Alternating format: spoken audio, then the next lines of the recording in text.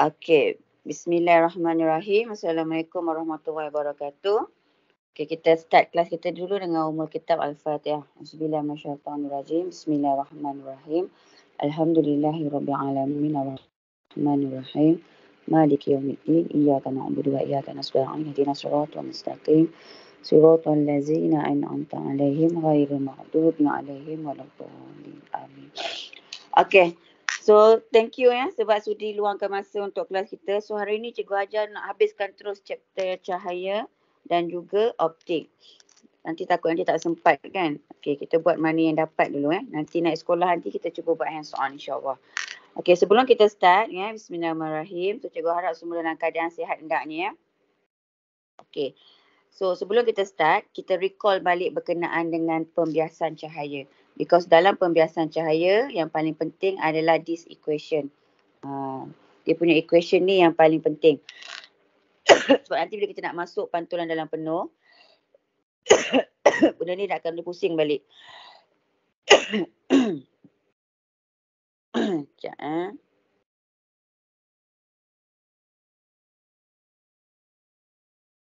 Okey. So kat sini dalam pembiasan cahaya, kita ingat balik iaitu indeks biasan. Okey, di mana sin I bahagi dengan sin R. Okey, ini merujuk kepada hukum Snell ataupun hukum pembiasan. Okey, eksperimen ni kita belum buat lagi, nanti kita akan buat nanti.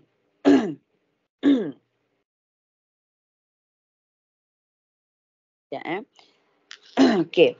So bila melibatkan hukum Snell ataupun pembiasan, okey, indeks biasan, hak ni yang paling penting. Kita kena lihat ni mesti udara. Medium utama dia mesti di udara and baru dia masuk ke mana-mana medium. So nanti bila masuk kepada refractive index, indeks biasan dia sama iaitu nisbah antara laju cahaya dalam vacuum kepada laju cahaya dalam medium. Dia mesti akan kata dalam vacuum, bermaksud dekat udara lah. Dekat udara. And medium tu dalam pelbagai bentuk medium lah. Sama ada gelas, air, ataupun perspek dan sebagainya lah. Itu maksud dia. Hak ni yang paling penting. You kena tahu kat mana dia punya pergerakan dia. Apa-apa kena lihat, dia mesti daripada udara kepada medium. Itu asas untuk berlaku proses pembiasan. Okay, so nanti kita akan jumpa banyak equation untuk refractive index ni. Ni yang pertama. Yang kedua, yang laju cahaya dalam vacuum kepada laju cahaya dalam medium. And you akan jumpa hari tu yang kita buat kedalaman nyata kepada kedalaman ketara.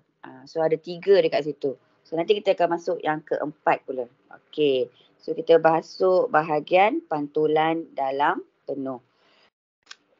Okey, pantulan dalam penuh.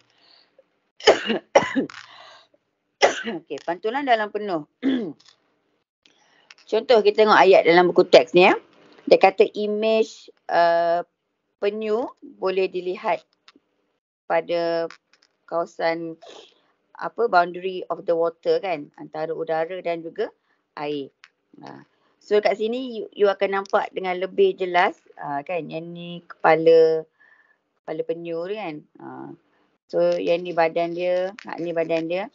So kat sini dia punya boundary dia dekat kawasan sini lah. Lebih kurang kat sini. So kalau sini objek. Ni adalah objek ataupun penyu yang betul. Yang ni adalah dia punya image penyu tadi. You akan nampak dia kat bahagian atas. Kalau kita lukiskan dia punya sinaran dia akan bergerak lebih kurang macam ni. So macam mana fenomena tu berlaku? So yang ni kita namakan dia sebagai fenomena pantulan dalam penuh. Total internal reflection. Pantulan dengan pantulan dalam penuh berbeza. Kalau pantulan, dia pantul begitu saja macam you tengok cermin. Kalau pantulan dalam penuh, dia pantul keseluruhan cahaya. Tu maksud dia akan pantulkan keseluruhan cahaya. So you akan nampak image tu dengan lengkap, jelas dan sebagainya. Okey. So kat sini nanti kita akan cuba buat eksperimen ni. Okay, kita tengok dulu dia punya konsep dia. Okay. Idea kepada konsep ni kita kena faham dia berlaku dalam 3 situasi utama. Kat sini kita akan nampak dia punya syarat berlakunya pantulan dalam penuh. Okey, syarat yang pertama, you akan refer dekat sini pergerakan cahaya ataupun perambatan cahaya daripada kawasan ketumpatan optik yang tinggi. Okey, you dah nampak kat sini kaca iaitu glass. Okey, ketumpatan optik dia tinggi. Ni udara, ketumpatan optiknya rendah. So kena jelas dekat situ. So bila nampak gambar rajah ni, you kena bandingkan ketumpatan optik. Okay. So kat sini first, bila cahaya bergerak dari kawasan ketumpatan optik tinggi ke kawasan ketumpatan optik rendah, okay, you akan nampak kat sini, cahaya akan merambat menjauhi garis normal. Okay. So fenomena yang berlaku dekat sini kita namakan sebagai fenomena pembiasan. Itu satu. Okay. Macam mana dia berlaku? Dia mesti akan berlaku pembiasan dahulu. Sebab dia bergerak ataupun perambatan daripada dua medium yang berbeza. Mesti daripada kawasan ketumpatan tinggi ke ketumpatan rendah. Okay. And bila cahaya tu bergerak, tadi dia bergerak kat sini kan. Lepas tu dia akan bending lebih menjauhi garis normal. And kalau kita tinggikan sudut insiden ni, you naikkan sudut dia, besarkan sedikit. Sehingga yang ni jadi 90 darjah. So kita naikkan sudut ni ke atas. Sudut ni dia pergi jadi macam ni. Ni jadi 90 darjah. Okay. So you akan nampak insiden angle yang ni akan menjadi sudut genting. C tu sudut genting. Kalau bahasa Inggeris kita panggil critical angle. Okey, sudut genting.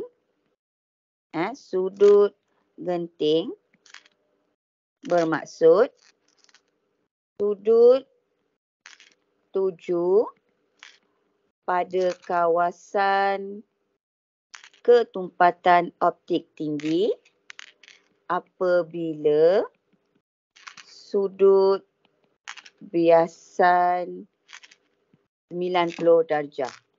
Tengok Sudut genting ni C adalah sudut tuju pada kawasan ketumpatan optik tinggi apabila sudut biasan 90 darjah. Ni nama sudut genting. Okay, setakat ni clear?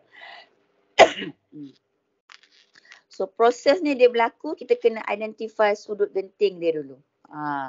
So cahaya tu akan berlaku, perambatan cahaya tu akan berlaku bila sudut tu bertambah. Okay, bila kita naikkan sehingga sudut sini 90 darjah.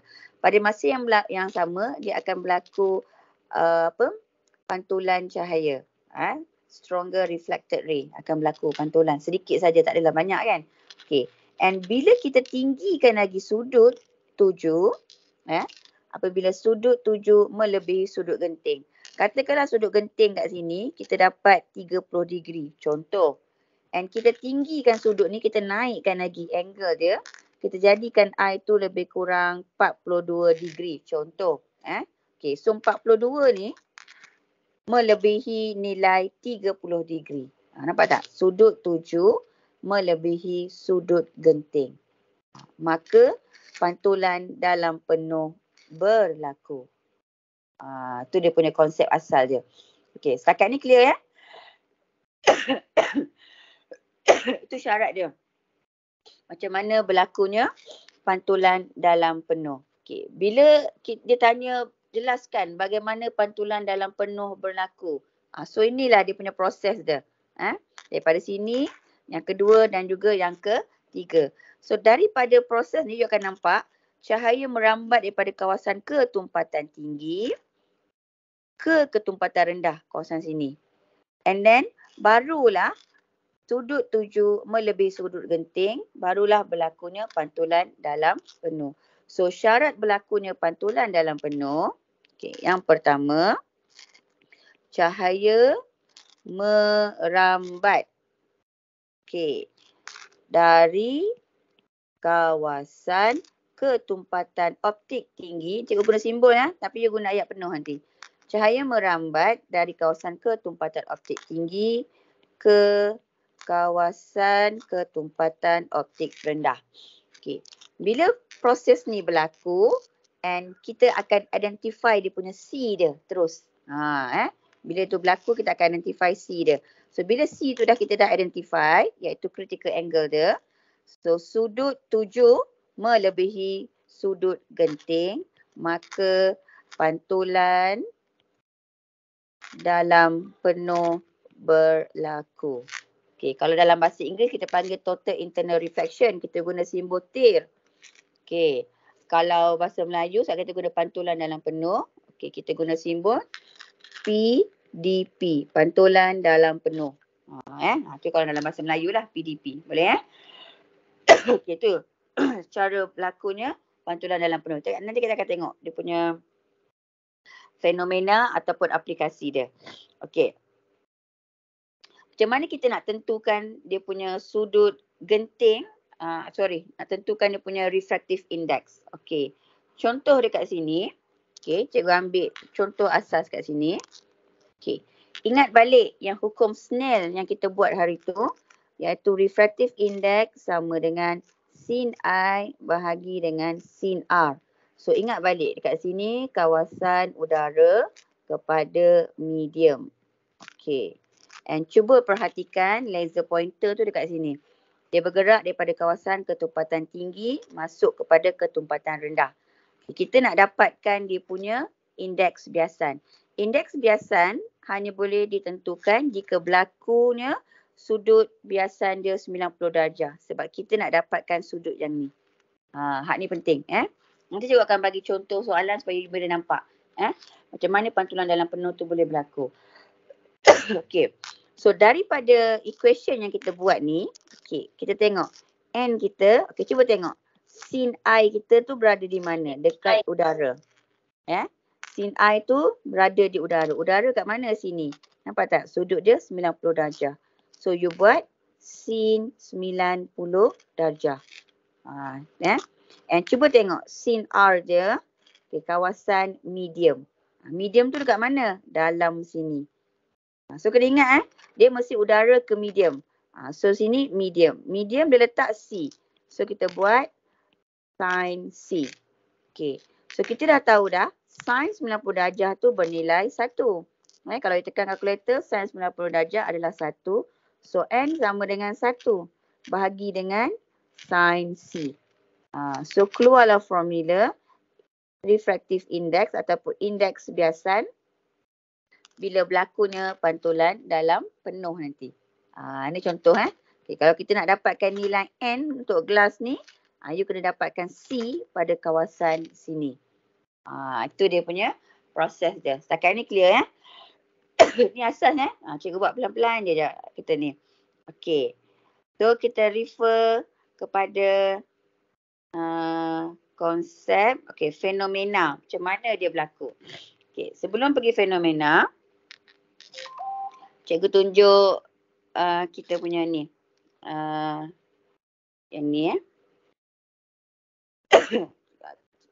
satu simulasi ringkas. Sekejap berkenaan dengan cahaya.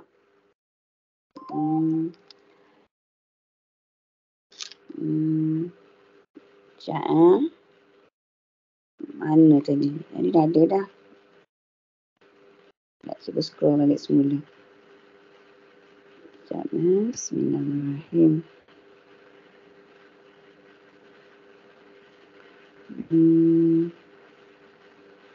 Okey, ni dia.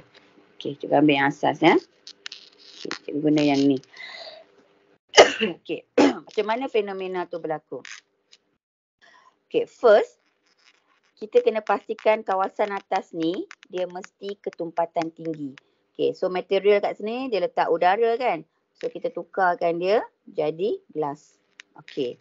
And bahagian bawah ni kita tukarkan dia punya material dia ketumpatan optik yang rendah. So dia adalah udara. Tu maksud dia. So, cikgu pasangkan sinaran cahaya dia. Okay. First, okay. Sekejap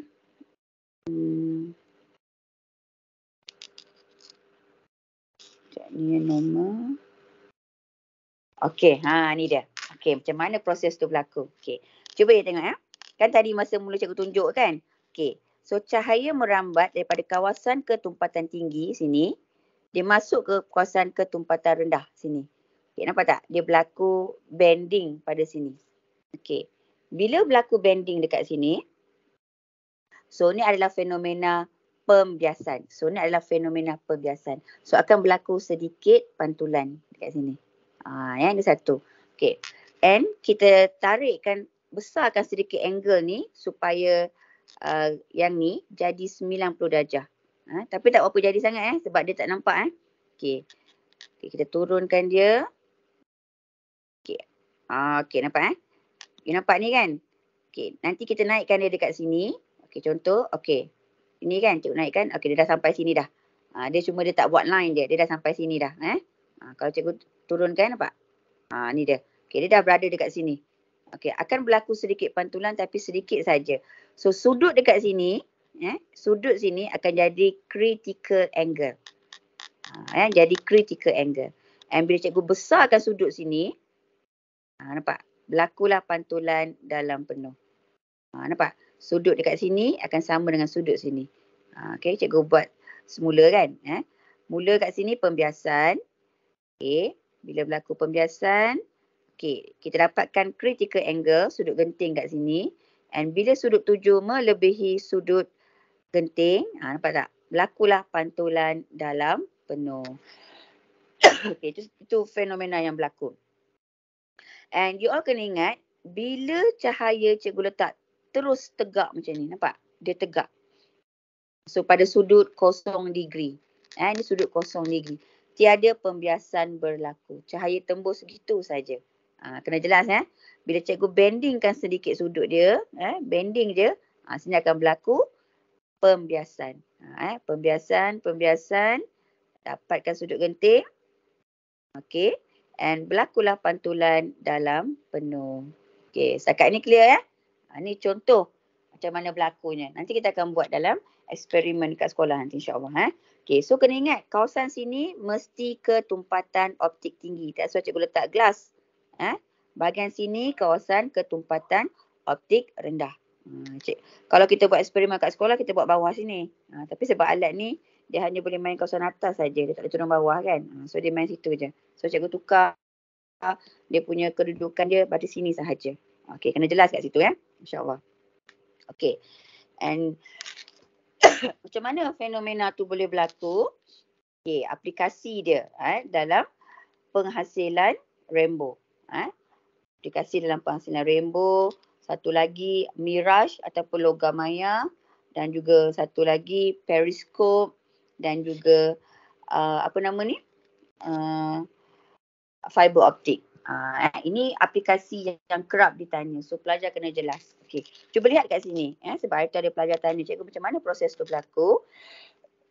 Okey, kita lihat kat sini. Apabila cahaya putih, white light, bergerak daripada cahaya memasuki titisan air. Ni cahaya matahari menembusi titisan air. Water droplets. Water droplets. Okey, dia akan mengalami refraction. Nampak tak? So, yang ni cahaya, kawasan sini adalah udara. Dalam ni adalah air. Titisan air. Okey, so kawasan sini ketumpatan optik dia rendah. Okey, sini ketumpatan titisan air tu adalah tinggi. Okey, cuba you perhatikan bila dia masuk kat sini. So kat sini dia ada normal line dia.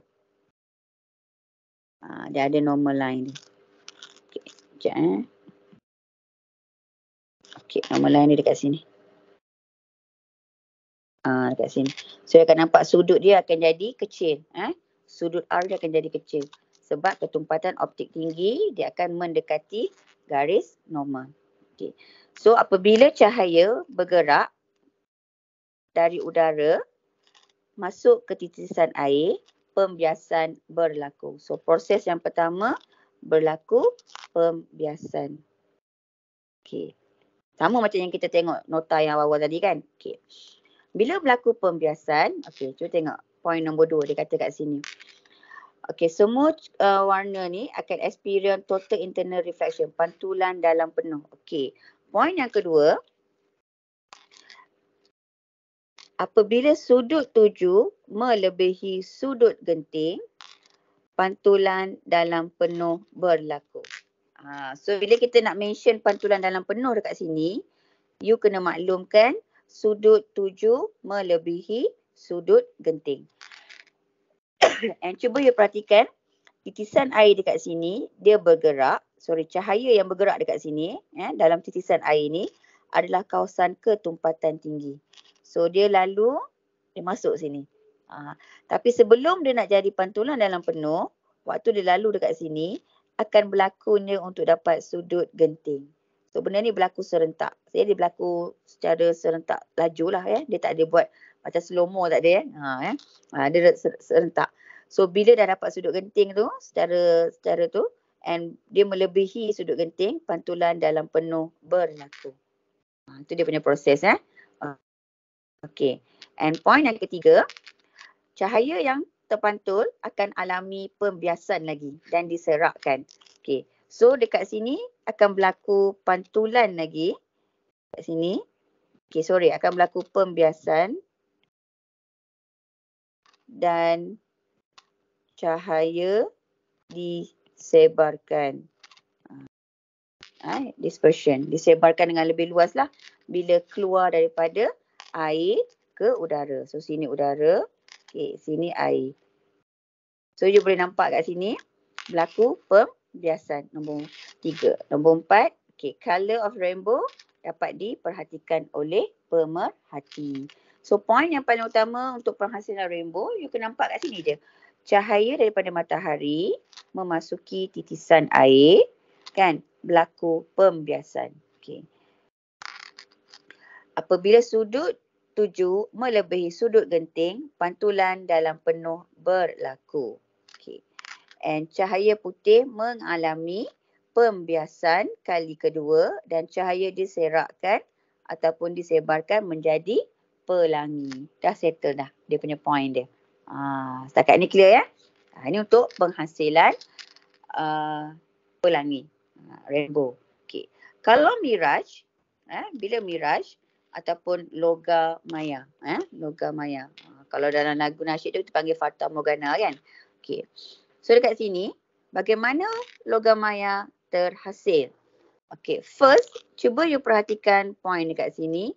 Dia ada udara sejuk, dia ada udara panas. Point pertama ni, you boleh mention bahawa, udara sejuk, ketumpatan optiknya tinggi. Berbanding udara panas. Itu point yang pertama. Nampak point yang kedua dekat sini?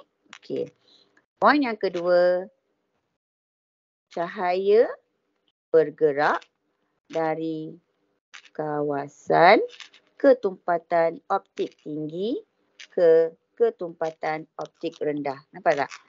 Pada ketumpatan optik tinggi, dia pergi ke rendah. Yang ni lah hot air, udara panas. Kat sini. Point yang ketiga, sudut tuju melebihi sudut genting. Point yang ketiga. Dan point yang keempat, kat sini, pantulan dalam penuh berlaku. Dan imej awan terbentuk. Itu proses dia. Nampak tak dia punya ayat dia? Kalau you perhatikan point yang cikgu sebut tadi, dia mesti ada ulang benda yang sama. Pertama, perbandingan ketumpatan optik. So dekat sinilah berlaku pembiasan. Point yang kedua, pergerakan cahaya daripada ketumpatan optik tinggi ke rendah. Nampak Yang kita dah buat tadi kan, yang gambar ajar mula-mula tu. And point yang ketiga, sudut tuju melebihi sudut genting. Dan poin yang keempat, barulah berlaku pantulan dalam penuh. Setakat ni clear? Boleh jelas Kita ambil ayat yang mudah dia. Sebab yang paling penting, keyword dia. Keyword dia dekat mana? Mesti bergerak daripada ketumpatan optik tinggi ke optik rendah. And sudut tuju melebihi sudut genting. Itu dia punya keyword dia. Okey, itu satu. Okey, and cuba kita tengok periskop. Okey, periskop kita ada dua. Iaitu kita ada periskop pantulan dan kita ada periskop prism. Bila ada perkataan prism, prism, dia merujuk kepada pantulan dalam penuh.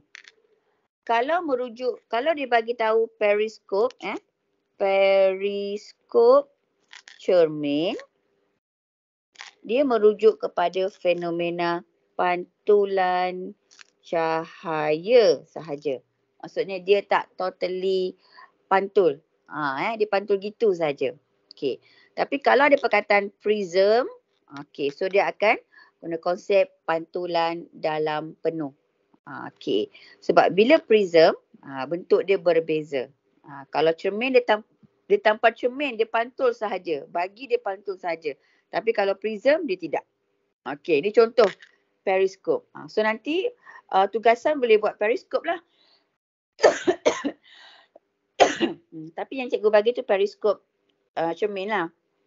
Sebab prism susah nak jumpa. Kalau you boleh cari, boleh gunalah untuk buat periskop. Okey, cuba you perhatikan prism, diguna prism bentuk segitiga.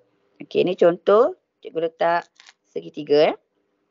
Okey, ni contoh segitiga. Hak ni sudut 90 darjah. And cuba you perhatikan dalam yang cikgu lorekkan ni adalah kawasan ketumpatan optik tinggi. Okey, ni ketumpatan optik tinggi dalam tu. Okey, kawasan luar tu ketumpatan optik rendah. Okey, so bila cahaya pergi masuk ke dalam, okey, nampak ni ketumpatan optik rendah. Okey, ni ketumpatan optik tinggi sebab dalam prism. Okey, and cuba you perhatikan, kita kena letak dia punya normal line dia. Okey, normal line dia adalah kat sinilah. Ni dia. Kat mana sudut 90 darjah tu kan? Kat situ lah dia punya normal line. Okey, so biasanya prism, prism biasanya dia punya sudut genting dia 40 degree. Okey, so dekat sini sudut dia 45 degree. Okey, so sudut tuju dia adalah 45 degree. Sudut genting adalah 42. Maka you dah boleh nampak perbandingan sudut tuju melebihi sudut genting. So akan berlaku pantulan dalam penuh. So bila dia berlaku pantulan dalam penuh, dia akan turun ke bawah. Nampak? Dia akan turun ke bawah. So dia pantul dalam penuh lah, dia pantul penuh. And sudut sini 45, sudut sini pun 45. So hak ni kena jelas. Okey, cuba you perhatikan. Kita ambil sudut yang dotted ni. Cikgu ambil satu sinar saja. Ni dia buat dua sinar sebab dia tak objek kat sini. Okey, so you akan nampak dia bergerak masuk ke dalam kawasan ketumpatan optik tinggi. And pantulan dalam penuh berlaku. And berlaku lagi pantulan dalam penuh dekat sini. That's why susunan prism kena hati-hati. Okay, cuba you perhatikan susunan prism ni. Okay. Ini cikgu buat warna hijau. Okay. Okay, yang ni.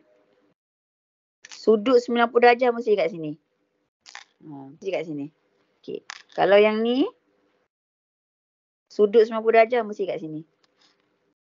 And tolong hati-hati because soalan ni kerap ditanya macam mana proses aliran ataupun perambatan cahaya masuk ke dalam periskop jika menggunakan prism. Ni kena jelas okey, ni contoh aplikasi pantulan dalam penuh bila berlaku pada prism periskop. Okey, so kita lihat last fenomena. Ni dia berlaku untuk fiber optik. Okay. Fiber optik ni kalau pelajar nak buat sendiri pun boleh, tak ada masalah. Cikgu lebih suka bila buat projek kan, teleskop dah biasa orang buat kan. So kita nak cari kelainan. Sebab kita buat pun berdasarkan apa yang ada dalam buku teks. So cikgu tak tambah kat situ kan untuk buat apa nama tu? Fiber optic. You boleh try buat fiber optic sendiri. Yang pertama, you boleh guna contoh yang dalam buku aktiviti ni ada kan, dalam buku teks ni kan, nak guna air je. Kalau yang ni kan, kalau dapat cari batang paip yang tebal kan, ambil batang paip. Lepas tu you ambil laser pen kan, contoh. Ada batang paip yang boleh lentur. Ambil laser pointer, alirkan cahaya dalam tu, and bila you alirkan cahaya masuk dalam batang pipe tadi tu, dia akan berlaku pantulan dalam penuh. Kalau you nampak cahaya tu keluar daripada batang pipe tadi tu, bermaksud berlakulah pantulan dalam penuh. Maksudnya you punya projek tu jadilah.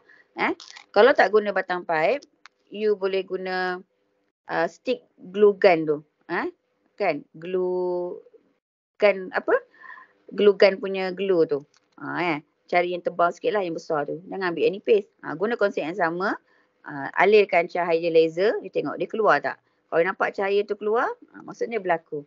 Cikgu pernah test yang ni jadi. Pernah test. Okay. So macam mana pantulan dalam penuh tu berlaku? Dalam apa nama tu? Fiber optic. Nak sebut pun susah. Okay. Kita tengok contoh yang ni. Ini contoh fiber optic. Cikgu tengok, cikgu cari apa? Simulasi. Okey. Cuba you nampak tengok kat sini. Ni berlaku pantulan dalam penuh pada sudut yang besar. Pada sudut yang besar. Okey. Kalau cikgu tebalkan dia punya ni. Nampak cikgu tebalkan fiber tu. Okey, you boleh tengok dekat sini berlakunya pantulan dalam penuh. Ni ada sudut angle dia. Okey, and cuba kita tengok cikgu tarikkan dia. Nampak? Okey. Macam ni kan. Cikgu tarikkan dia supaya nampak lebih banyak cahaya kan. Okey. Ni kita boleh lentur-lenturkan dia. Ni contoh. Dalam satu simulasi yang ni. Okey. Kita panjangkan dia. Okey, tengok Okey. So yang ni. Okey, cikgu dapatkan dia sedikit kat sini. Okey, ni contoh macam mana berlaku pantulan dalam penuh. Okey, ni dalam dia kan. Okey, ni cahaya laser. Yang warna biru tu adalah fiber optic. Okey, kawasan yang ni, yang you tengok bucu yang cikgu tunjuk ni, ini adalah outer cladding. Outer cladding, kawasan luar. Kalau yang dalam ni, yang biru ni, inner cladding. Okay, so outer dengan inner cladding tu dia berbeza dari segi ketumpatan optik dia. So bila cahaya bergerak, cikgu bagi dia center sikit. Okay, macam ni kan. Okay, bila cahaya tu, nampak tak? Cahaya daripada sini, dia masuk ke dalam inner cladding. Okay, so kawasan sini, dia berlaku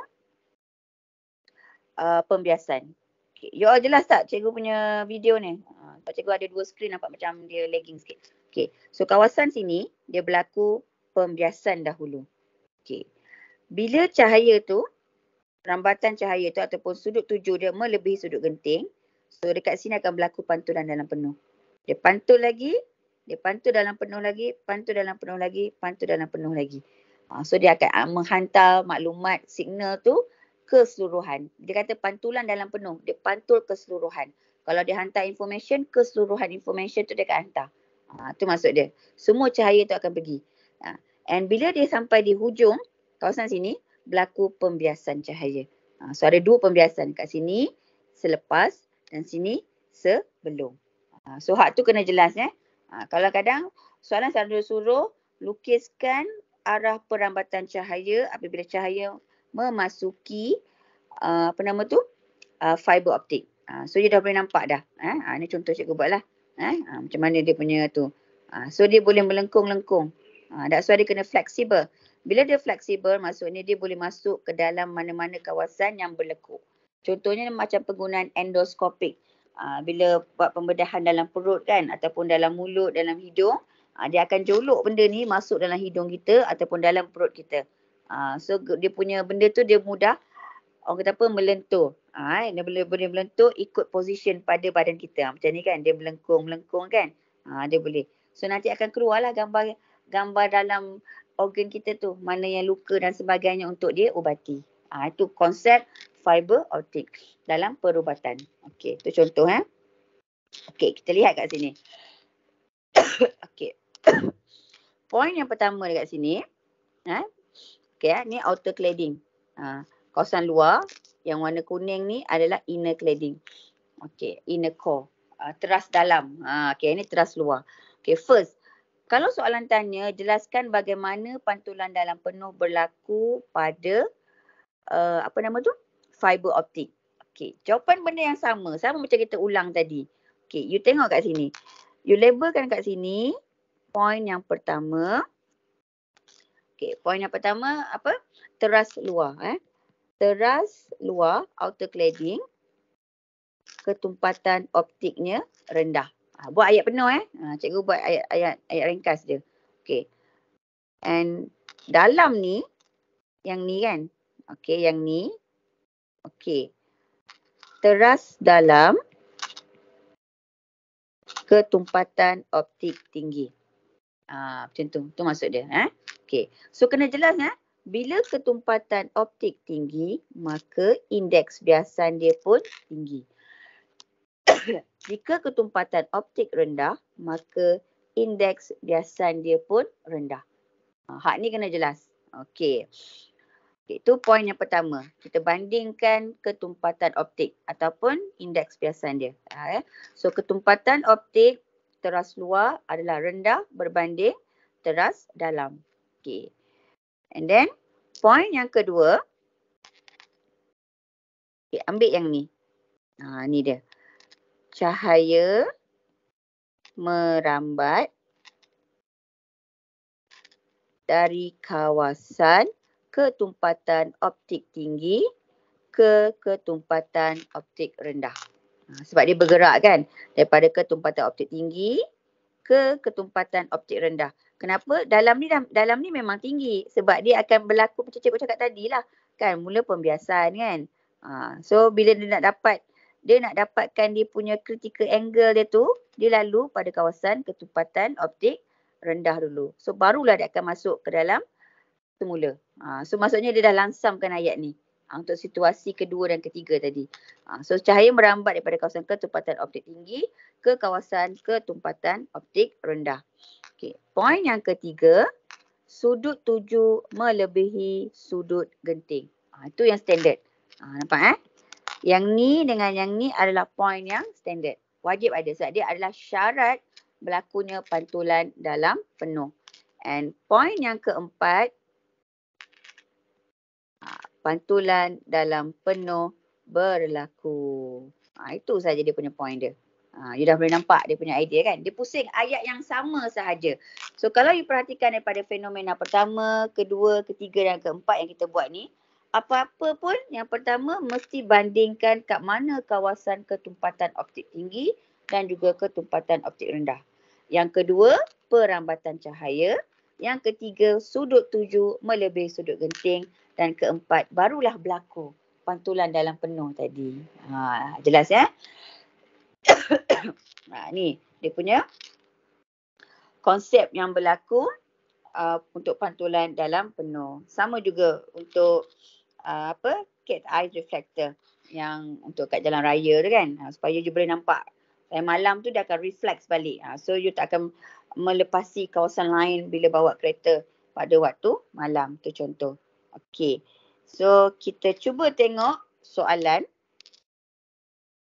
Kita check soalan. Sekejap Okey, soalan ni memang you all tak ada, tak apa. Nanti kita akan buat ulang kaji sama-sama. Cikgu tunjuk dulu soalan.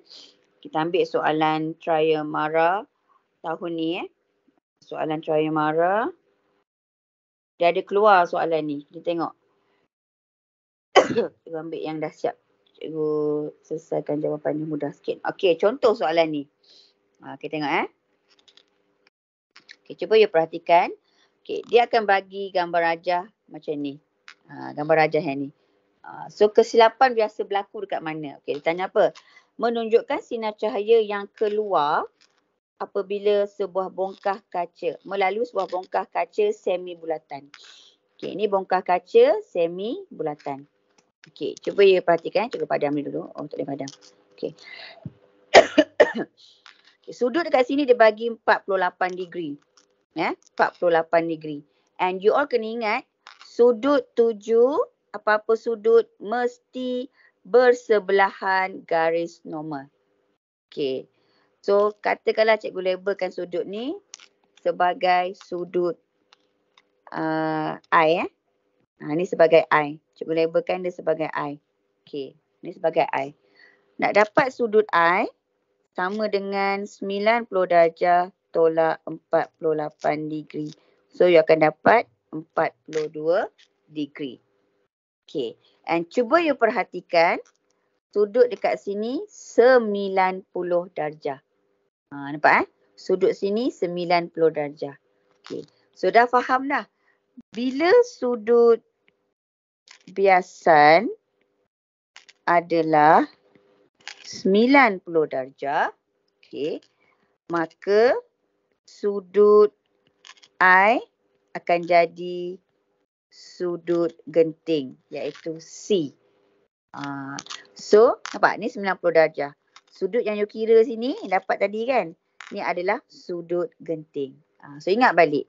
Sudut genting C ni adalah sudut 7 pada kawasan ketumpatan optik tinggi apabila sudut biasan 90 darjah. Okay. So, kawasan sini adalah kaca, gelas kan? So, ketumpatan optik dia adalah tinggi. Sini adalah udara. So, ketumpatan optik dia rendah. Okay, ini soalan asas ya. Okay, sebab ramai pelajar masa jawab exam tu ramai yang salah kat situ. Okay, dia kata, apakah sudut 7 untuk pantulan dalam penuh berlaku? Okay, you tak boleh letak sudut 42 darjah. Salah. Because 42 darjah adalah sudut genting. Dia nak minta sudut 7 supaya pantulan dalam penuh berlaku. So, pantulan dalam penuh berlaku, dia akan berlaku apabila sudut 7 melebihi sudut genting. So, you kena cari I ni lebih daripada 42 degree. 35 degree tak boleh. Sebab dia kurang. Betul? So, kalau dia kurang, dia akan jadi pembiasan. Okey, nampak tak? Okey. Kalau dia 90 darjah, tak boleh. Sebab tiada pembiasan berlaku. Sebab kita dah buat tadi kan? Tegak sini kan? Kosong ataupun 90 darjah kat sini. So, tiada pembiasan berlaku. Okey. Kalau kita letak 42, tak boleh. Sebab dia adalah sudut genting. So, bermaksud sudut ni kena lebih daripada 42. So, yang sesuai adalah 45 degree. So, kena hati-hati dekat situ. Setakat ni clear? Boleh ya? Itu contoh. Bila berlaku pantulan dalam penuh. Okay, kita dah habis dah. Pantulan dalam penuh. Settle. Okay. So, kita masuk penghasilan imej pada kanta. Okay. Penghasilan imej pada kanta. Okay. So, yang ni adalah konsep pembiasan cahaya. Okay. So, kita akan guna dua kanta. Iaitu kanta cembung dan juga kanta cekung. Okay. Ni convex ni, kita namakan dia sebagai cembung. Concave, kita namakan dia sebagai cekung. Sebab dia sempit kat tengah ni. Bila cembung, dia gemuk kat tengah. So, kena ingat kat situ. Okay.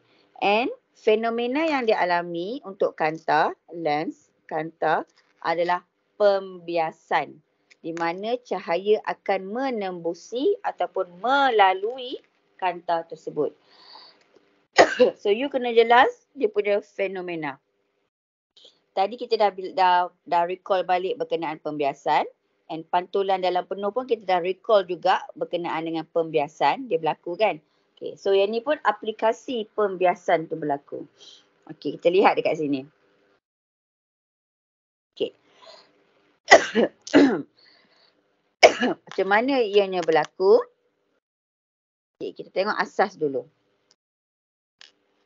Okay, kita tengok yang pertama kat sini. Okay. Cuba you perhatikan cahaya yang sini. Okay, ini kita namakan cahaya selari. Cahaya yang datang dekat kita semuanya adalah selari. Apabila dia menembusi sesuatu permukaan, dia akan menumpu ataupun mencapah. Dia tengok pada keadaan tertentu lah. Ataupun permukaan tertentu. And kena lihat, kanta yang kita gunakan tu dia dalam bentuk gelas, kaca. So ketumpatan optik dia berbeza. So dekat sini adalah kawasan udara. Bila dia masuk dalam kanta, dia dah jadi satu medium, ketumpatan dia tinggi. And cuba you perhatikan nampak tak dia ada berlaku pembengkokan cahaya. Bending dekat situ. And cuba you lihat, bila dia lalu pada sudut sifar, tiada pembiasan berlaku.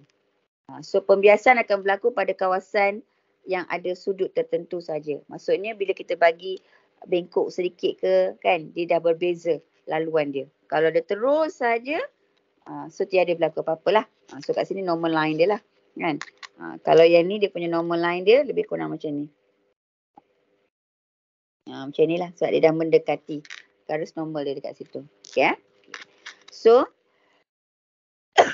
cahaya selari. Okay, ini poin yang pertama. Okay, cahaya selari daripada matahari ataupun apa-apa sumber cahaya lah. Ni contoh kita ambil matahari lah.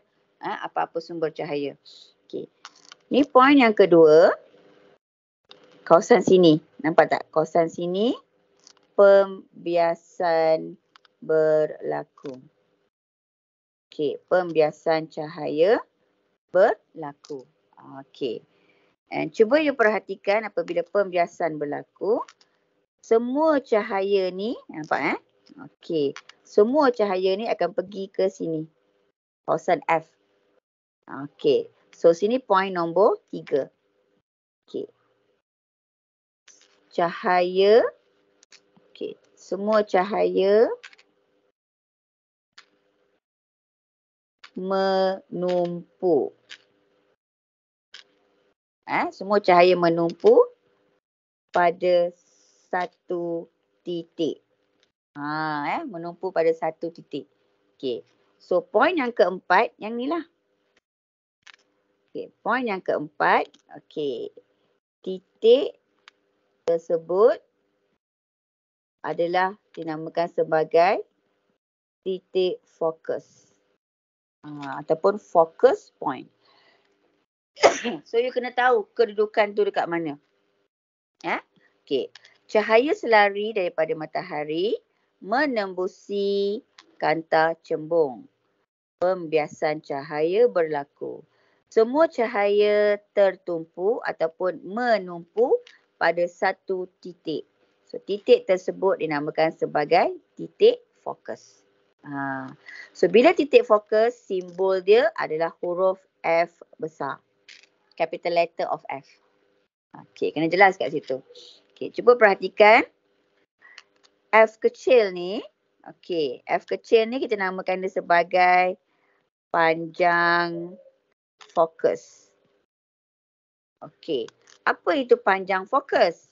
Okey, panjang fokus maksudnya panjang. Panjang tu maksudnya jarak lah. Okey, jarak di antara. Cuba tengok kat mana, antara mana? Antara tengah ni kan? Okay, tengah ni kita namakan sebagai pusat kanta. Pusat kanta. And tengok jarak ni kat mana? Dekat F, titik fokus. Okay, so panjang fokus adalah jarak di antara pusat kanta dan titik fokus. Distance between center of lens and focus point. Itu sahaja. Nampak tak? Itu dia punya maksud dia. Okey, apa maksud titik fokus? Okey. Maksud titik fokus kat sini adalah titik di mana cahaya selari menumpu apabila menembusi kanta cembung. So kena lihat ya. Kalau soalan tanya titik fokus tu, kena refer apa jenis kanta yang digunakan. Kalau kanta cembung yang digunakan, so titik fokus di mana cahaya tu menumpu. Kena jelas kat situ. And cuba you perhatikan, semua cahaya dia masuk pergi ke arah kanan. So bila pergi ke arah kanan, dia akan menghasilkan image nyata. So real tu maksudnya nyata. Okay. And panjang fokus dia bernilai positif. So ingat balik matematik, sistem koordinat, carta Charterson, menghala ke kanan semua positif. So cahaya ni semua menghala ke kanan. So dia adalah nyata dan bernilai positif kalau ke kanan. Kalau dia pergi sebelah sini, dia akan bernilai negatif. So kena clear dekat situ. And panjang fokus untuk kanta cembung adalah positif. So positif berapa? So kalau dia letak 10 cm, positif 10 cm. Itu maksud dia. Okay. So sifat kanta cembung adalah menumpu. So tengok pada gambar rajah dah nampak dah. Dia adalah menumpu. Okay. So kita tengok kanta cekung pula. Okay. Konsep yang sama. Okay. Konsep yang sama. Okay. Cikgu ambil ayat yang sama juga. Yang ni cahaya selari daripada matahari. Okey, ni poin yang pertama. Okey. Poin yang kedua dekat sini. Kat sini. Pembiasan berlaku. Nampak tak? Pembiasan berlaku. And cuba you lihat yang ni, yang ni, yang ni dengan yang ni. Okey, dia mencapah. Okey, poin yang ketiga, cahaya mencapah.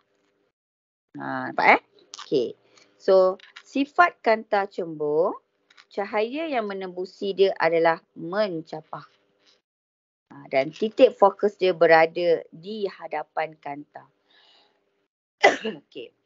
So, kalau soalan tanya, jelaskan ciri kanta cekung. Okey. So, ciri kanta cekung, macam ni lah untuk 4 markah ataupun 3 markah kan. Okey.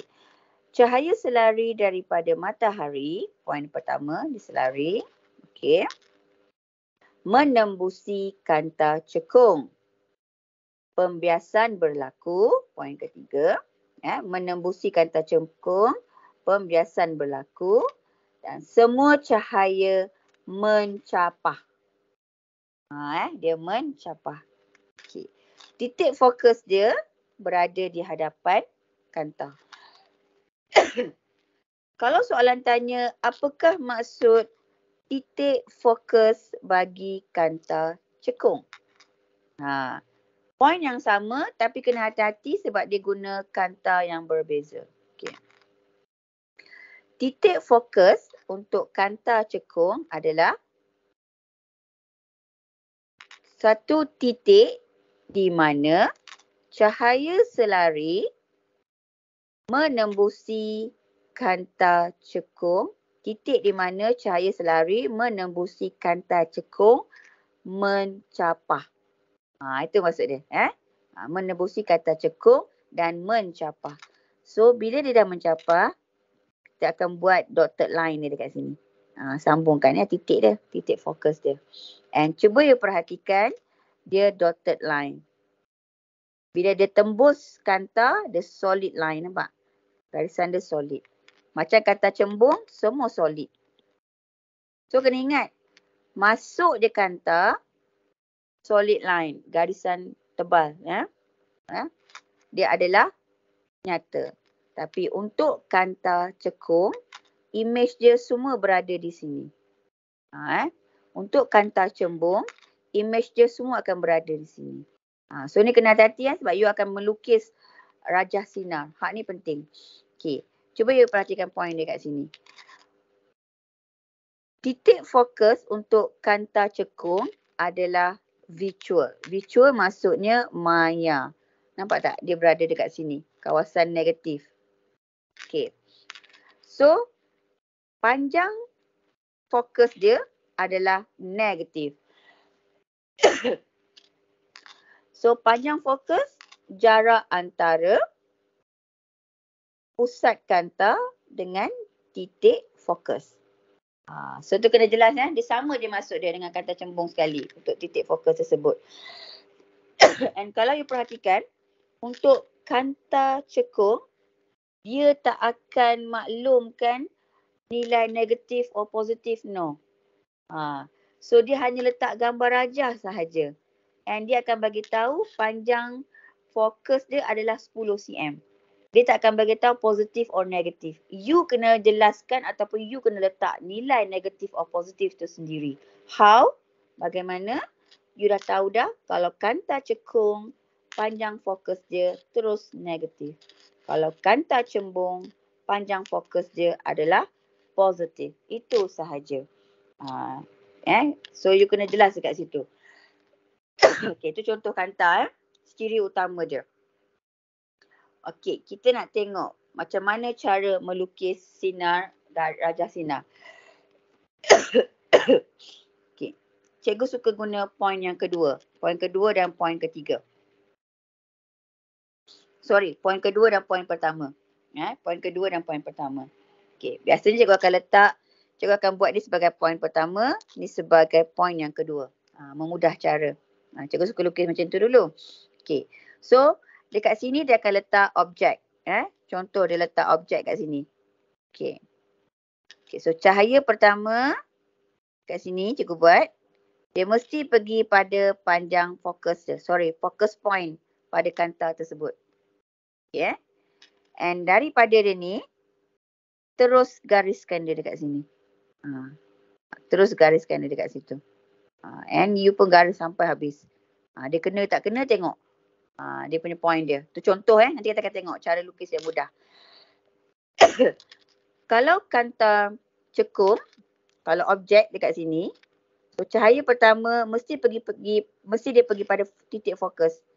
Mula dia mencapar and sambungkan dotted line dia pada titik fokus tersebut. And cahaya yang kedua, gariskan terus. So titik persilangan dia dekat sini adalah image dia. Itu maksud dia. Okey, kita tengok cara lukis untuk kanta. Okey. Dalam ni dah tunjuk dah. Cara lukis yang mudah lah. Okey.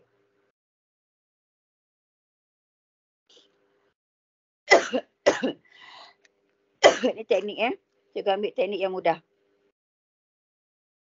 Okey. Kalau titik fokus dekat sini, kalau you buat jarak dia 10 cm, so jarak sini pun kena 10 cm. Kalau sini 10 cm, bermaksud sini 20 cm sebab 2F. So sini pun akan jadi 10 cm. Kalau sampai sini 20 cm. Jarak dia kena sama. So jangan ikut suka hati kena hati-hati. Okey. Contoh kat sini, cikgu guna idea. Sebelum you mula, pastikan kat sini you buat kurang daripada F. Sini F. Ni di antara F. So sini 2F. So sini lebih daripada 2F. Okay. Nampak macam susah kan? Okay, tak apa. Cikgu tunjuk simulasi yang cikgu dah buat. Yang ni video lama lah cikgu buat. Untuk cahaya dan optik. Untuk lukis ray diagram. Okey, kita ambil yang cara yang mula-mula ni Jadi ni kita buat satu persatu. Okey, kalau you perhatikan, ni kanta cembung Ni kanta cembung. Okey. So kat sini jarak dia sama cikgu buat 1 2 cm, 1 cm 1 cm lebih kurang jarak dia kena sama. Okey. Tengok Okey. Kat sini sebagai idea read ris rim vom vom. Itu dia punya idea. Okey. Kalau you perhatikan dekat sini, vom dekat sini. Okey, so objek dia berada kurang daripada F dekat sini. Vom yang kedua, objek tu berada betul-betul dekat atas F. Okey, bila rim, objek tu di antara 2F dan juga F. Okey. Bila ris, objek betul-betul berada pada kedudukan 2S. Okey, bila read, maksudnya objek melebihi 2F. Tak kisahlah sini ke sini ke sini. Maksudnya dia sangat jauh. Okey. Cikgu guna read, ris, rim, vom, vom. Istilah dalam bahasa Inggeris lah. Read maksudnya R, rear. I, inverted, terbalik. D, diminish, dikecilkan. Kalau ris, rear, nyata. Inverted, terbalik. S, same size, sama size. Read, rear, nyata. I, inverted, terbalik. M, magnified, dibesarkan. Okay, kalau V, virtual, maya. U, upright, menegak. M, magnified, dibesarkan. So, kena ingat, kalau image tu virtual, dia mesti tegak. Macam kita tengok cermin, you nampak tak diri you dalam cermin tu tegak kan? So, image dalam cermin tu adalah maya. Kena ingat, kalau dia maya, bermaksud dia menegak. Okay, kita tengok contoh. Okay, kita ambil konsep di mana objek melebihi jarak 2F. Kalau F kita bernilai 10 cm, bermaksud objek kita mungkin 10, sini 20 kan? Mungkin 25, 30 cm, 40 cm. Contoh. Janji dia lebih daripada 2F. Okay, so ni adalah objek. Okay, objek U. U tu merujuk kepada objek. Jarak objek. Okay, jarak objek tu dekat mana? Okay, kalau cikgu letak kat sini, U dia. So, jarak objek daripada pusat kanta dengan objek. Itu U. U tu maksudnya jarak objek. Ni dia. Okay, so U dekat sini. U dekat sini. Okay, so bila cikgu lukis, tengok cahaya yang pertama. Okay, ni cahaya pertama daripada objek. Anak panah wajib letak. Kalau tak ada anak panah, habislah. Okay. Sebab ni merujuk kepada perambatan cahaya. Okay. And cahaya tu mesti pergi pada titik fokus kanta cembung. Kan tadi kita dah buat mula-mula tadi kan? Okay. Cahaya pertama pergi kepada titik fokus. Okay. Cahaya yang kedua dia akan pergi pada center sini.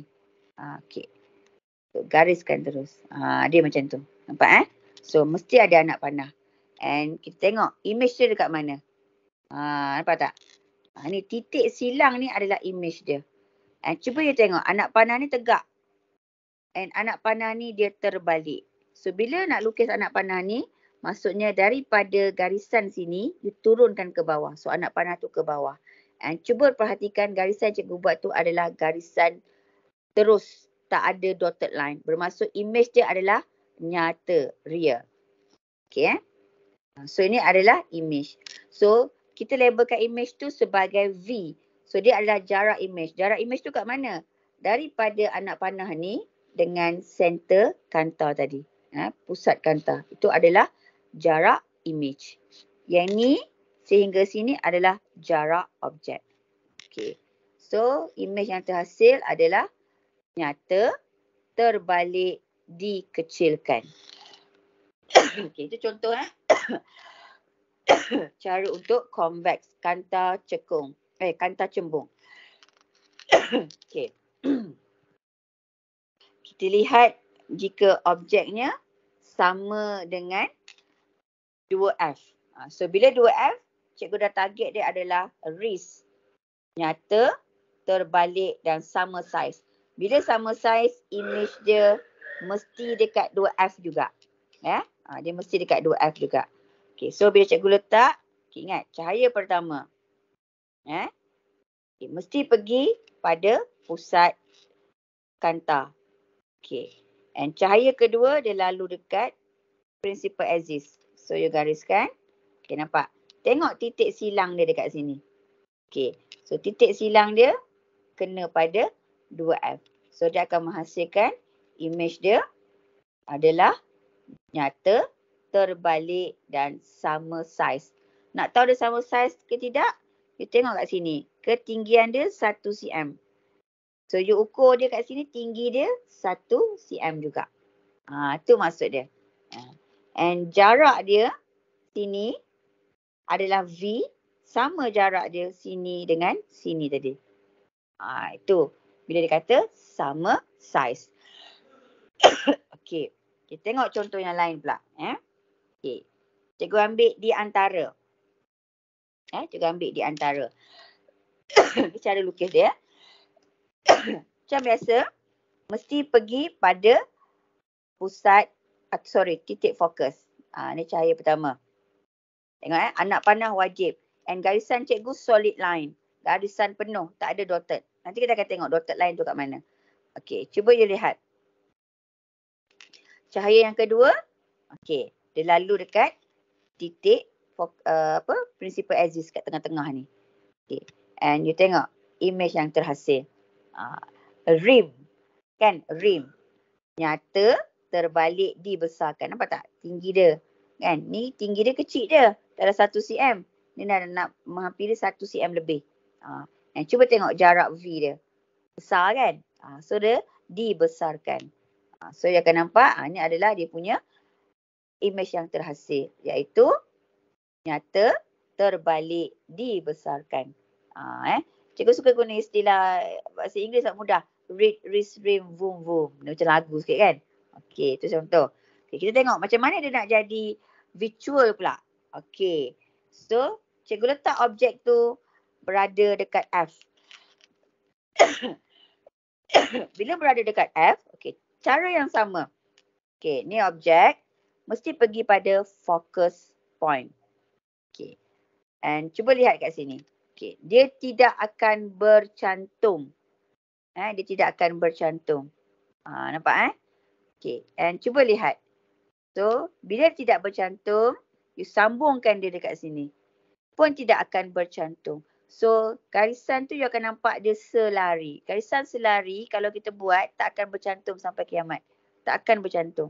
So, image yang dihasilkan adalah infinity. Sangat besar. That's why kita namakan dia sebagai zoom ataupun infinity dengan syarat objek berada pada titik fokus. Okey. So, image yang terhasil virtual, maya, tegak dan magnified. So, image dia adalah infinity. And bila dia virtual, maya, you tengok garisan cikgu buat. Garisan dotted line. Nampak Bila real, solid line. Beza kan? So, kena hati-hati dekat situ. Okay, itu satu. Okay, kita tengok zoom yang kedua. Dia ada dua zoom Kena ingat kalau dia berada dekat F, dia akan menghasilkan infinity. Kalau dia kurang daripada F, dia bukan infinity. Dia akan menghasilkan image yang tajam. Tapi dia adalah visual. Macam mana? Okay, tengok. Okay, cahaya pertama mesti pergi pada titik fokus. Cahaya yang kedua pergi pada principal axis yang kat tengah ni. Cuba tengok. Dia kembang kan? Tapi kita boleh cantumkan dia pada kawasan sini. Kita tengok dia cantum kat mana? Okey. Nampak tak? Dia bersilang dekat sini. Dia bersilang dekat sini. Cuba perhatikan dotted line. And you akan nampak itulah image yang terhasil. Cuba banding beza kat sini Ni garisan solid line. Ni garisan dotted line. And tolong hati-hati apa-apa rujuk nota yang cikgu bagi, jangan cari yang lain. Bukan apa, sebab ada dalam satu latihan, dia buat garisan ni solid. So salah dia mesti dotted line. Kalau berlaku kes macam ni. So hati-hati waktu melukis sebab sama ada the solid or dotted line dia main peranan. Because yang ni adalah image yang maya, virtual. Kalau you tersalah lukis, you salah. So hati-hati. Nanti kita akan tengok contoh soalan. Okay. So image yang terhasil, dia adalah virtual, maya, menegak dan juga dibesarkan. Tapi image yang terhasil tu adalah sharp. Bila dia sharp, maksudnya image tu adalah tajam. Image tajam maksudnya you nampak dengan lebih jelas dan clear. Kalau image tu tidak sharp, you akan nampak dengan seperti kabur. Kan image tu macam kabur, itu maksudnya infinity. Okay, itu contoh. Okay, ini bila menggunakan kanta cembung. Okay, kita tengok kanta cekung. Okay, bila kanta cekung, dia letak dekat mana pun dia akan menghasilkan image yang virtual, menegak tapi dikecilkan. Ni cikgu hanya ambil contoh bila objek dia kurang daripada F. And tolong hati-hati. Bila kata kanta cekung, you kena guna cekung. Jangan terbalik pula. Okay, konsep yang sama. Cahaya yang pertama mesti pergi pada titik fokus. Nampak?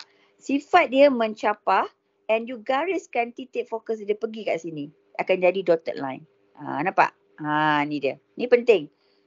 Kalau you buat tersalah garisan, habis. And ambil satu garis, teruskan sahaja. Yang ni kan, pada principle exist. And titik silang dekat sini. Okay, tengok titik silang tu. Nampak? Dotted line. So, image yang terhasil dia adalah virtual. Sebab dia dotted line.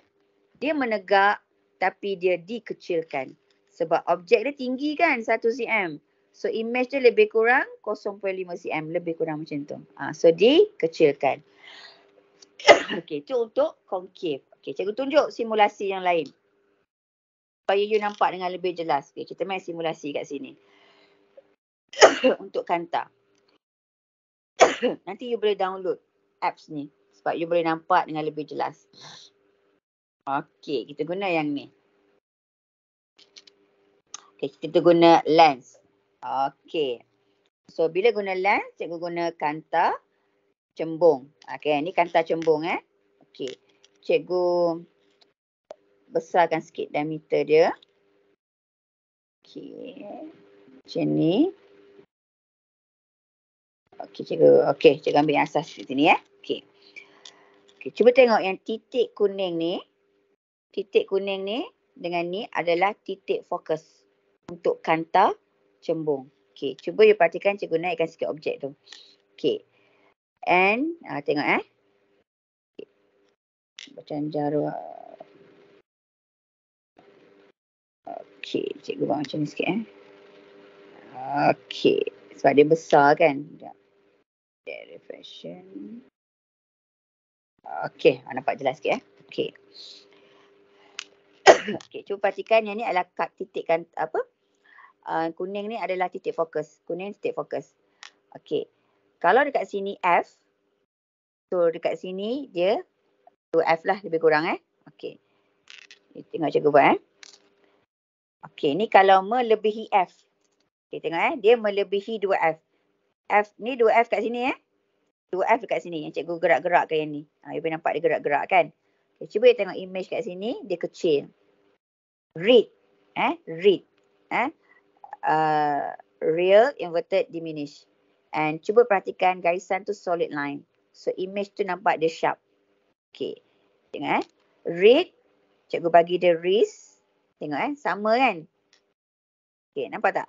Ketinggian dia sama. Sama. Okay.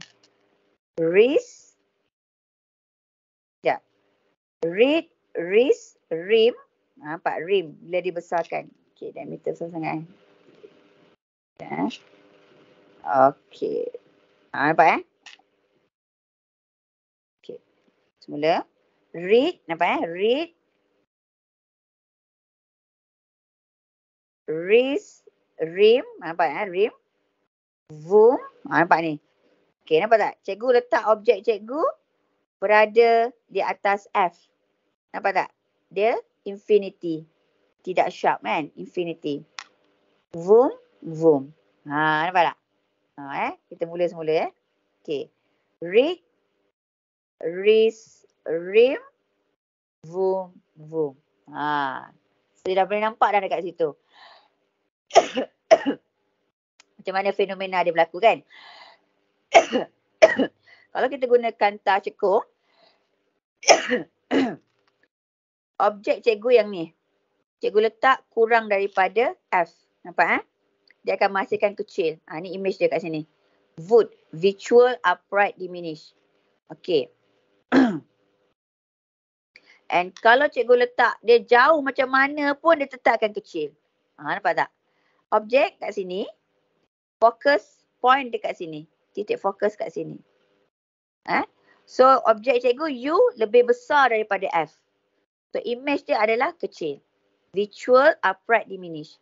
Kalau cikgu letak objek cikgu kurang daripada F pun virtual upright diminish. Maksudnya dia kecil daripada objek. Objek yang ni image. Yang kalau cikgu jauhkan lagi pun nampak tak? Ini objek, ni image. So untuk kanta cekung, dia kecil ke objek dia, besar ke, image dia tetap virtual, maya, upright, menegak dan dikecilkan. Tapi berbeza dengan kanta cembung. Dia ada read, ris, rim, vom, vom. Dia akan menjadi virtual, maya jika kedudukan bersamaan dengan F ataupun kurang daripada F.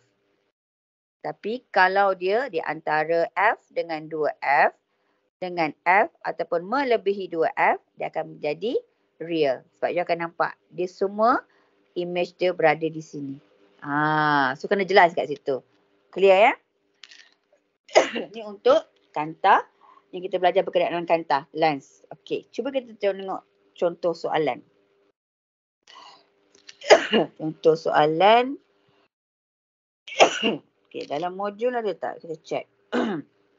Okey, dalam modul kita ambil yang mudah aja, ambil asas. Okey. Dalam modul ni dah ada jawapan, tak best lah. Cikgu ambil koleksi soalan. Okey. You all tak ada tak apa. Nanti cikgu akan share nanti. Okay, dia punya skema. Okey, yang ni Kita ambil soalan cahaya. Okey. Untuk kanta ni dia guna cermin. Cermin dengan kanta beza ya. Sebab cermin melalui proses pantulan. Kanta dia melalui proses apa nama tu? Pembiasan. Okey, kita ambil yang ni. Sambil tu cikgu boleh terangkan sekali persamaan kanta. So kita dua dalam satu. Okey, tengok contoh yang cikgu bagi ni. Sekejap. Okey, cikgu sambungkan sedikit garisan dia supaya nampak lebih besar sedikit. Okey, dia sengit kan? Dia tegak. Okey. Okey, cuba kita perhatikan. Sama-sama ni kita buat dia punya ni kan. Okey, ni image. Sini objek.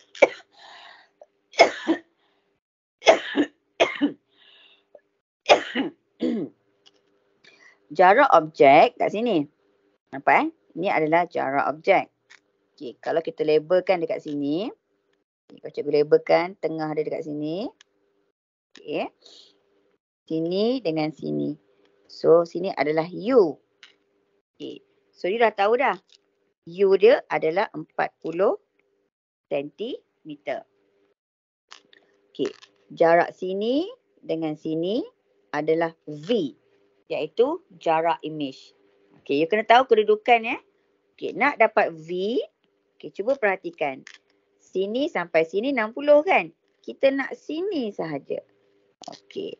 So, V dia adalah 60 tolak 40. So, V dia you akan dapat 20 cm. Okey. Okey. And cuba perhatikan. Dia menggunakan kanta cembung. Okey, soalan tanya. Apakah maksud image nyata? Okey. So dekat sini, kalau kita nak tahu image tu nyata ataupun maya, okey. Bila nyata, tadi perasan tak? Waktu kita buat tadi, kita main benda ni, kan? Image tu terhasil dengan tajam. Kan? Image tu terhasil. You nampak dengan jelas. Kalau dia maya, kan? So ni adalah bentuk maya lah. Okay. Maya tu ibarat macam you main hologram lah. You sentuh, you tak boleh rasa. Kalau nyata, you sentuh, you boleh rasa. Kalau you pukul tangan you pun you akan rasa sakit. Itu bermaksud ni kita adalah nyata. Kalau kita virtual, kita sentuh diri kita, kita tak akan rasa. Itu maksud dia. Paling mudah, cikgu selalu guna konsep nyata tu ibarat seperti diri kita. Bila duduk di belakang, duduk di hadapan cahaya, you akan nampak bayang-bayang kan. Kalau you nampak bayang-bayang diri you, bermaksud ada penghasilan bayang-bayang, means itu adalah image nyata. So bayang-bayang terhasil di atas lantai ke, kat mana-mana ke, itu merujuk kepada skrin. So image nyata tu bermaksud image yang terbentuk di atas screen. Image that can be formed on the screen. Image yang boleh terhasil di atas screen. Contoh kalau you letak tangan you, lepas tu letak cahaya, you boleh nampak bayang-bayang kat belakang. Maksud tu adalah nyata. Kalau you ambil torchlight, you letak tangan you tapi tak nampak bayang-bayang dekat atas screen, bermaksud dia adalah maya. Kalau image maya, bermaksud image yang tidak terbentuk ataupun terhasil di atas screen. Image that cannot form on the screen. Itu contoh image maya. Macam kita manusia, kita maya lah. Kita maya pula. Kita nyata lah. Sebab you boleh rasa diri you. You boleh pegang diri you. You boleh cubit, you rasa sakit. Kalau dia virtual ataupun dia maya, dia tak boleh rasa. Kan? Pernah tengok kan cerita Cloudy of Meatball? Kan? Yang season yang kedua tu. Profesor jahat tu kan? Dia suka guna hologram kan? So dia adalah maya. Okay. Kalau tengok cerita Hindustan tu, yang Shah Rukh Khan berlakon, Rawan tu, macam mana dia lawan dengan dalam game tu kan? Macam mana dia boleh musnahkan orang jahat tu? Because dia tahu, kalau nyata ada bayang-bayang. Kalau orang tu bukan nyata, dia tak akan ada bayang-bayang. Itu contoh. Okay. So dekat sini, cikgu dah boleh predict dah macam mana sifat image tersebut. Objek dia 40 cm. Image dia 20 cm. So you dah boleh bandingkan image dengan objek. Di mana dekat sini image adalah kecil daripada objek. Image tu lebih kecil daripada objek. Dah tahu dah. Okay. Bila image tu kecil daripada objek, so you dah boleh agak dah. Okay, image tu adalah kecil. Kecilkan. Diminish, dikecilkan image dia. And cuba you perhatikan, image dia berada di sebelah kanan. Okay. And cuba you perhatikan, bila 20 cm tu adalah positif sebab dia menghala ke sebelah kanan. Okay. So, image dia adalah nyata. Nampak? Dia adalah nyata. Okay. And cuba you perhatikan, objek tegak. Image tu terbalik. So, image dia adalah terbalik. Okay. Kita dapat idea kan? Kalau dikecilkan, maksudnya diminish. Nyata. R. Terbalik inverted. So, bila kita sambungkan, dia dapat jadi read. So, bila dia read, you dah beringatkan yang kita buat tadi. Read, wrist, rim, voom, voom. So, bila read, bermaksud kedudukan objek dia lebih daripada 2F. Itu maksud dia. Dapat? Okay.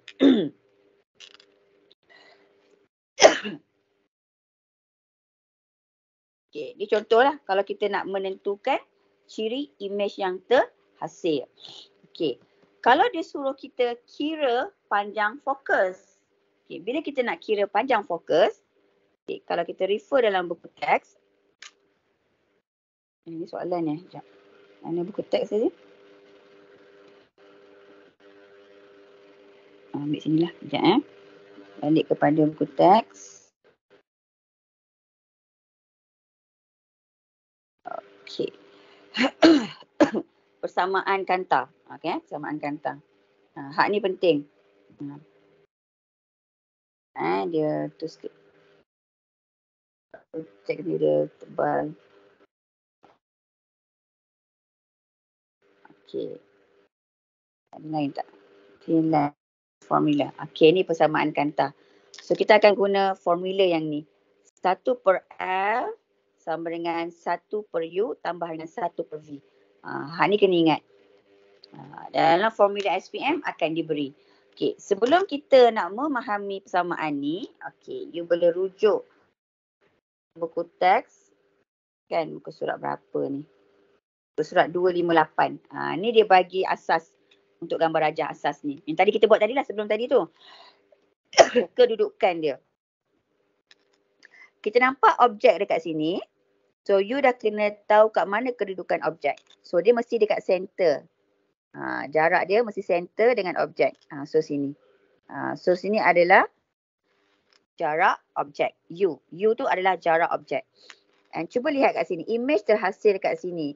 So daripada sini sampai dengan pusat kanta. So ni adalah dia punya V. Okay, kena jelas kedudukan. Okay.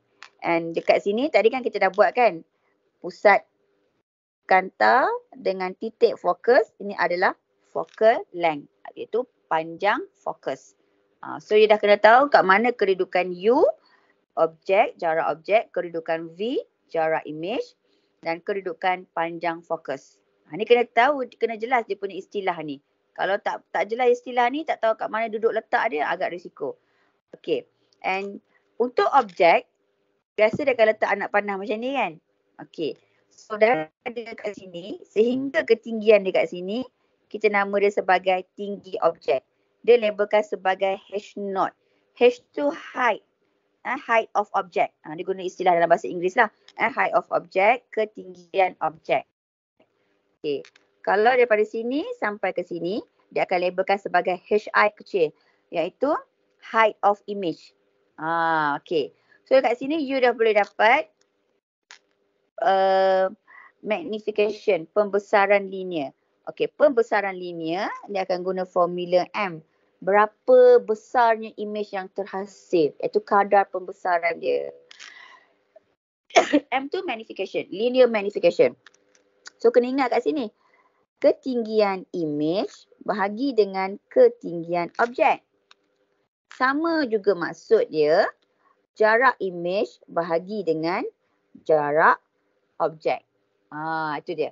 Ni kalau melibatkan kanta cembung ataupun kanta cekung. Kedua-duanya kita pakai.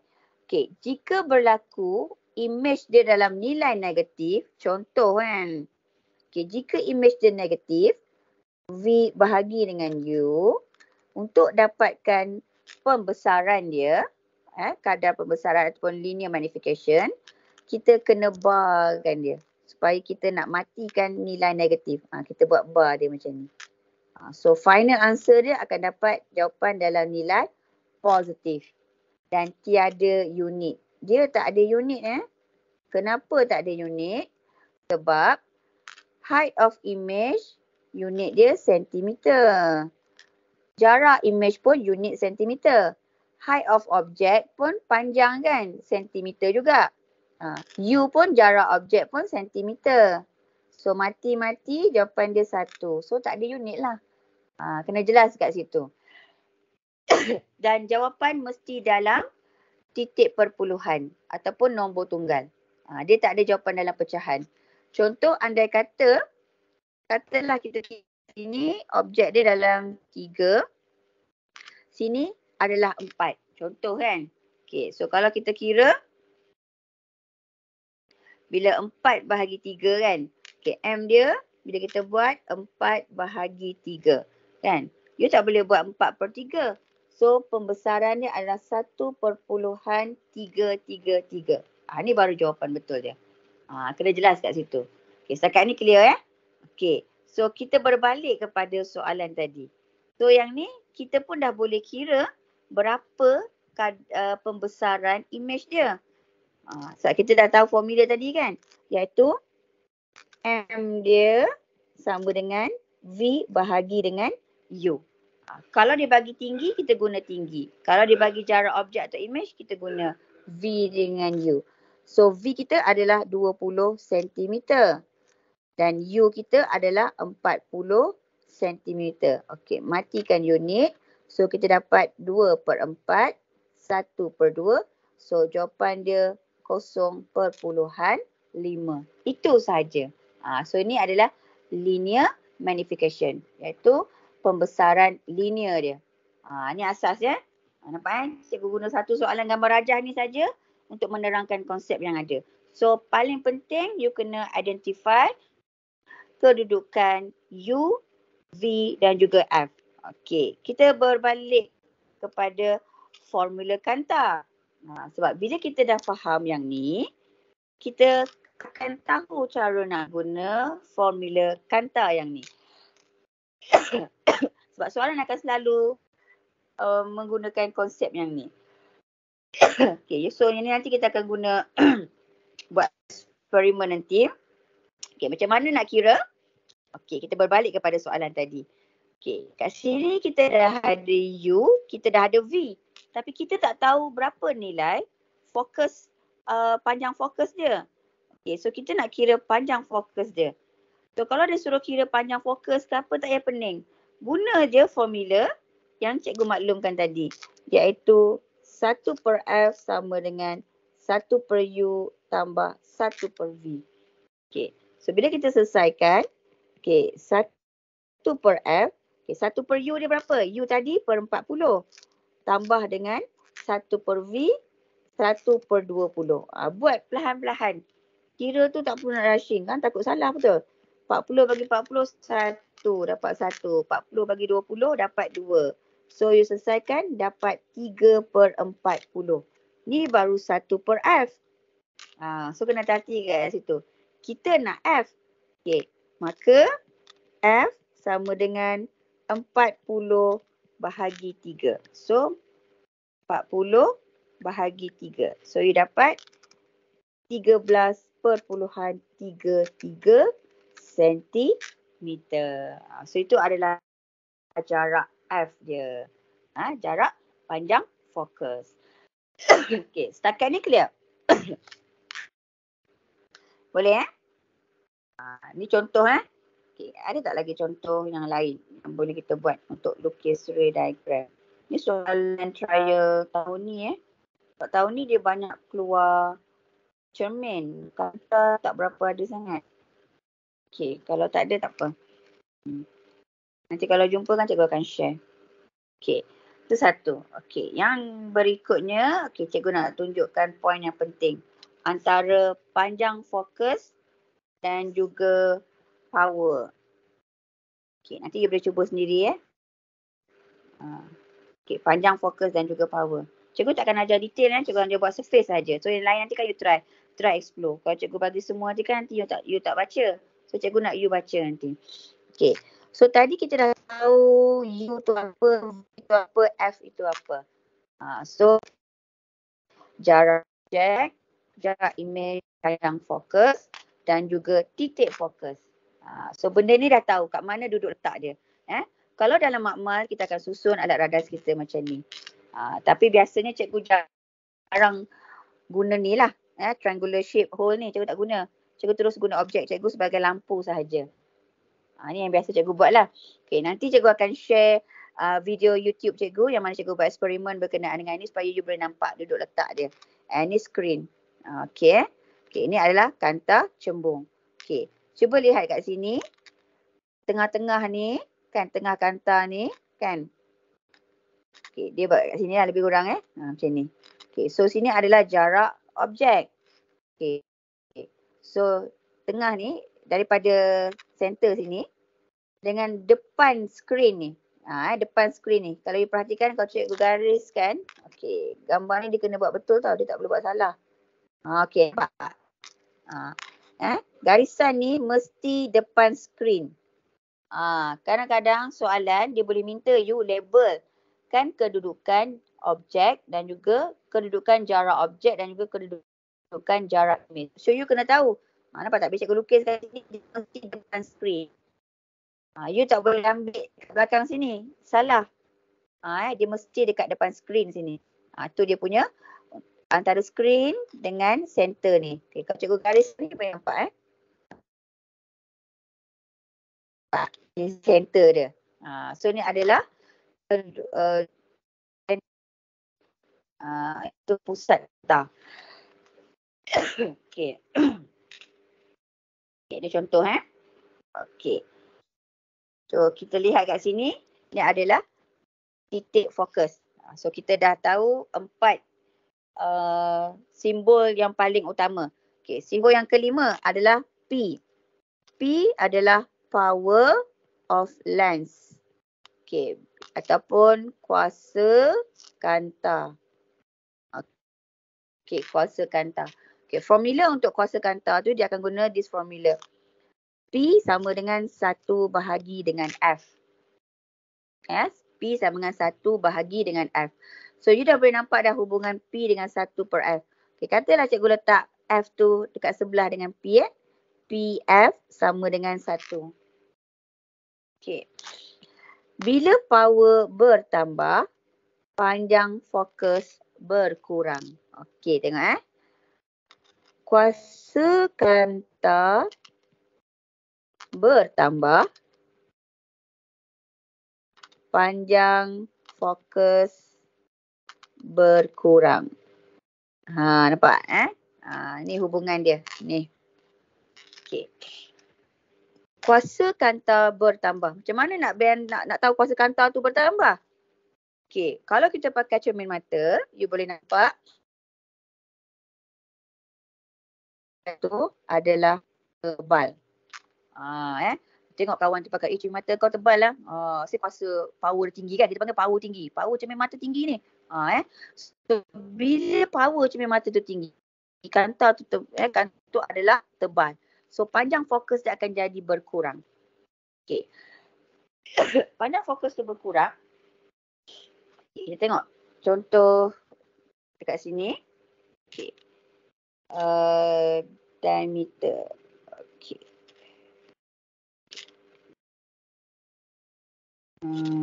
Refractive index. Okey. Diameter ni cuba tengok Cikgu gerakkan diameter ni bermaksud cermin tu besar atau kecil. Nampak dia tinggi, besar, kecil. Tu diameter Nampak ni diameter. Ada beza ni diameter. Okey. Kan biasa tengok kawan pakai cermin mata kan. Oh, kanta cermin dia besar. Siapa yang ada kelas 10 ke kelas 8 cikgu tak ingat ada pelajar tu. Dia pakai cermin mata dia yang wujud dia besar tu. Tu diameter Okey. Kalau kita nak tengok cermin dia tebal ataupun tak, kita rujuk kepada indeks biasan dia. Bila indeks biasan dia bertambah, index of refraction. Indeks biasan bertambah bermaksud kuasa kanta dia pun bertambah. Cuba tengok ni Dia gambar ni tak apa, dia tak nampak beza sangat Kalau cikgu guna yang ni, dia tak nampak beza. Dia hanya buat warna saja. Bila dia tebal, you tengok kanta cembung tu dia berubah warna jadi gelap kan. Kalau dia nipis, dia jadi terang warna dia kan. Dia beza kat situ. Okey, kita tengok pada ni Okey, bila dia nipis, ni nipis dia warna terang. Okey, kalau dia tebal, dia warna gelap. Okey, cuba tengok Kalau kanta tu tebal, dia tebal indeks biasanya besar, 1.8. Okey, you tengok titik fokus dia kat sini. Dia warna kuning tu. Bila tebal, panjang fokus dia berkurang. Kita tengok Bila cikgu kurangkan ketebalan dia, nampak tak? Nampak? Okey. Bila kurang tebal, power dia kurang, nampak tak? Panjang fokus dia besar. Kat sini Okey. So bila dia makin tebal, panjang fokus dia berkurang. Titik fokus dia berkurang. That's why bila orang yang rabun kan power dia tinggi, dia akan pakai kanta yang tebal. So bila kanta tebal, titik fokus dia akan jadi berkurang. So bermaksud image yang terhasil tu akan jadi mendekati dekat dia. Dia tak akan jadi jauh. Dia akan dekat. So you akan tengok mata kawan you macam macam dekat je kan. Itu contoh. Okay. So bila melibatkan kuasa kanta, okay, cikgu keluarkan dua formula ya. Ini formula asas. Unit untuk kuasa kanta adalah diopter. Okey, nak dapat unit dia diopter. Okey. Ni cuti sekolah lama kan, 2 minggu.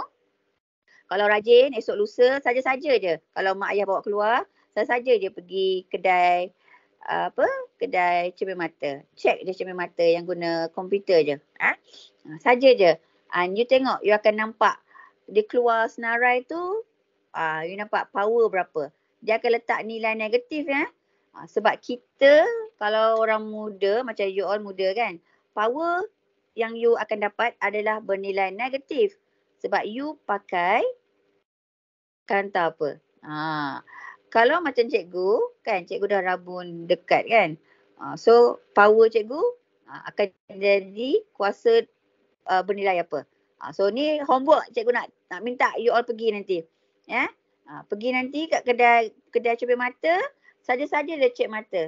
Nanti dia print receipt tu yang berkenaan dengan power berapa. Nanti tunjukkan dekat cikgu. Nanti you screenshot, upkan dalam group. Nanti cikgu akan explain. Boleh ya? Ini sebagai satu aktiviti luar lah supaya you boleh nampak perbezaan. Kita pakai kanta apa. Kalau ada mak you pun try juga. Minta mak ke ayah ke. Try. Kalau pergi sekali dengan nenek ke dengan opah ke ngatuk, ajak sekali. Suruh diorang cek mata. Dapatkan perbezaan kuasa tu. Positif ataupun negatif. Boleh ya? Cikgu nak dia. Kalau dapat lah ya. Sebab benda ni penting ya. Sebab soalan exam dah klise dah. Asyik suruh kira. Manalah tahu tiba-tiba dia keluar soalan, dia bagi keluar skrin tu. Ahmad selepas membuat pemeriksaan mata. Data yang dia terima adalah seperti berikut. And kuasa kanta yang dia dapat adalah bernilai positif. Okey, katakan. Jelaskan kanta apa yang dipakai oleh Ahmad. Boleh berlaku kat situ. So cikgu nak you dapatkan maklumat tu. Pergi ke kedai mata nanti. Boleh ya? Okey. So dekat sini, bila kita guna this formula, ni formula asas. Okey, untuk dapatkan nilai ataupun unit diopter, okey cikgu bagi yang paling mudah. Kuasa kanta sama dengan 1 bahagi dengan panjang fokus. Okey, ni cikgu letak dalam unit meter. So you akan dapat hasil dia dalam unit diopter. Satu lagi, kuasa kanta. Cikgu letak kat sini 100. So, panjang fokus dia cikgu letak dalam unit sentimeter. So, akan dapat unit diopter. Okey, yang ni tidak diberi dalam exam. So, ni adalah teknik supaya you dapat nilai kuasa kanta dengan betul. Contoh. Contoh. Katakanlah panjang fokus tu adalah 20 cm. Dia minta untuk dapatkan kuasa. So, unit dia sentimeter. So, cikgu akan dapat kuasa dia 10 bagi 2 dapat 5. So, cikgu dapat unit dia 5 diopter. Sebab cikgu guna formula yang ni. Dalam unit sentimeter. Kalau cikgu nak guna unit dalam meter, power sama dengan 1 bahagi dengan F. So, 20 tu cikgu akan tukar 0.2 meter. So, kalau you bahagi 1 bahagi dengan 0.2, you akan dapat jawapan yang sama. 5 diopter juga. So, ikut you lah mana yang mudah. Kalau cikgu 100 bahagi dengan 20 cm. Selamat. Kat sini akan jadi risiko bila pelajar nak tukar unit kepada meter. Ambil yang memudah cara. Okey, itu satu. Kita dah habis dah berkenaan dengan kata. Okey. So homework yang sekolah bagi kan berkenaan dengan optical instrument. Okey, so nanti cikgu nak tengok macam mana penghasilan yang you all boleh buat nanti berdasarkan apa yang kita dah guna tadi. Okay, so cikgu pun so nanti akan nampak benda yang menarik lah hasil projek yang you buat ya. So kita nak something yang different, tak nak benda yang sama sahaja. Okay. Okay.